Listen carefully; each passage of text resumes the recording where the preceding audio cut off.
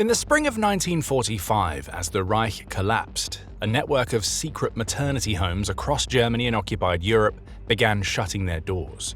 Roughly 500 children were left behind on a continent that had no idea what to do with them.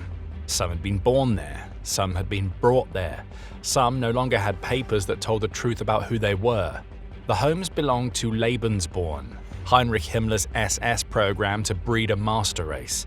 The children it created and the children it had stolen would spend the rest of their lives paying for it. Lebensborn began with a registration filed in Munich on December 12, 1935. Heinrich Himmler created the society and placed it under his personal direction. On paper, it was a welfare and maternity service for mothers and their children. In reality, it served Himmler's conviction that the SS were the racial elite of Germany and that the future of the Reich depended on producing as many racially valuable children as possible. The program rested on a simple, chilling premise. Mothers who could prove Aryan ancestry were offered discreet maternity care, financial support, and adoption services, whether married or not, at a time when single motherhood carried heavy stigma in German society. But a woman did not simply arrive and give birth. She and the father were examined, their ancestry documented and filed, and their child assessed for its racial value. By 1939, the society counted around 8,000 members, several thousand of them SS officers. Inside Germany, it operated through discreet maternity homes where selected women could give birth away from public view. The records were kept deliberately vague and the locations rarely advertised, and for years the whole apparatus functioned without scrutiny. When German forces occupied much of Europe, Lebensborn expanded with them. A network of homes was established beyond Germany's pre-war borders in Austria, France, and other occupied countries. Each followed the same model, a home built around one brutal question: whether a child was useful to the racial future of the Reich. Norway became the center of the program's foreign operations. Himmler regarded Norwegians as ideal Nordic stock, and after the 1940 occupation, German authorities actively encouraged relationships between soldiers and local women. A dedicated office opened in 1941 to register and support the children. Nowhere else outside Germany did Lebensborn leave such a deep mark. By 1945, the machine built to manufacture a master race was simply gone. Its founder was a fugitive, its files scattered or destroyed, its homes abandoned. But the children were real, and they were everywhere. There, in the country that had embraced the program most fully, those children would be the first to feel what came after. For the children born in Norway, liberation in May 1945 brought no relief. Between 10 and 12,000 had been born to Norwegian mothers and German fathers during the occupation, and roughly 8,000 had been registered by the local Lebensborn office. To a nation that had spent 5 years under German rule, these children were the enemy made visible and impossible to ignore. Norwegians gave them a contemptuous name, Tyskeringer, or German kids. Their mothers fared little better. The women who had formed relationships with German soldiers, tens of thousands of them, were branded traitors. Many were stripped of civil rights, detained without trial, dismissed from jobs, or expelled from the country. Some were sent to Germany along with their children. The reprisals had no basis in Norwegian law, but they spread quickly in the months after the war, driven by years of resentment looking for a target. The state did not treat the children as children either. A 1945 survey by the Ministry of Social Affairs found that local governments in a third of Norway's counties held an unfavorable view of the war children.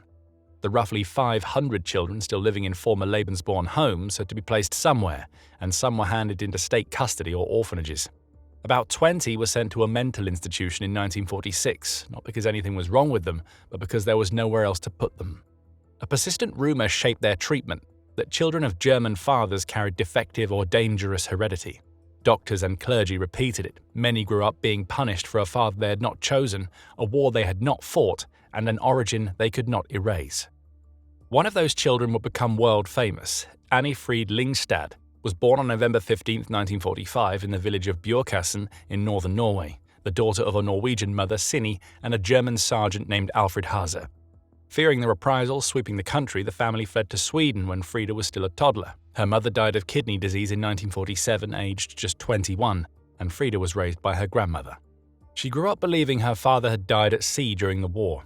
Decades later, as one of the 4 voices of ABBA, she learned the truth. A German magazine traced her background in 1977 and revealed that Alfred Haase was alive. Father and daughter eventually met. Frieda's story ended in reunion and fame, but she was one of the fortunate ones.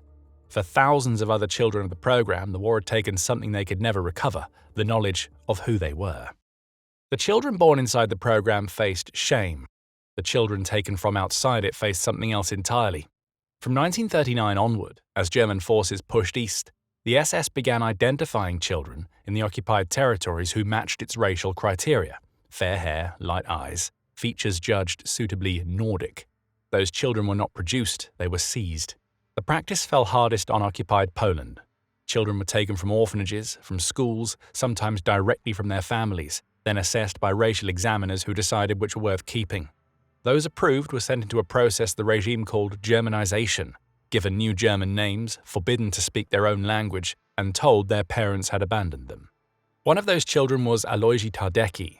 Taken from his mother in occupied Poland at the age of 5, lured away with the promise of a holiday, he was renamed Alfred, his papers falsified to record that his parents were dead, and placed with a German family in the Rhineland.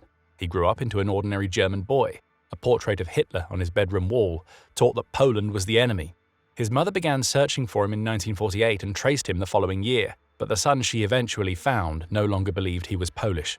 His case had a resolution, most did not.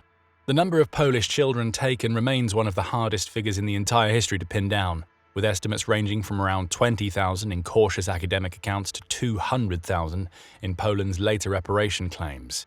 The records were deliberately falsified, with invented birth dates and fabricated family histories, which means a precise total may never be established. Only a fraction of the children were ever recovered. After the war, the task of finding them fell to overwhelmed aid organizations and a handful of determined officials. In Poland, the lawyer Roman Hrabar led a recovery effort from 1947, tracing children whose names had been changed and whose locations were unknown.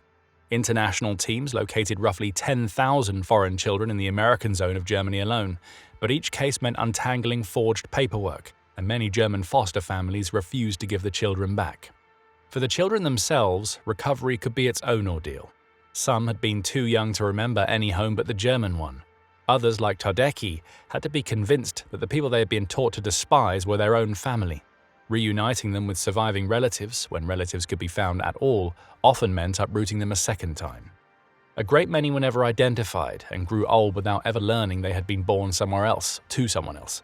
By the time the search was fully underway, the men who had run the agency behind it were already sitting in a courtroom in Nuremberg. What the Tribunal decided about Lebensborn would shape how the world understood the program for decades. The proceedings began in Nuremberg on October 20, 1947. Known as the RuSHA case, it brought 14 SS racial officials before an American military tribunal, charged with crimes against humanity that included the kidnapping of foreign children.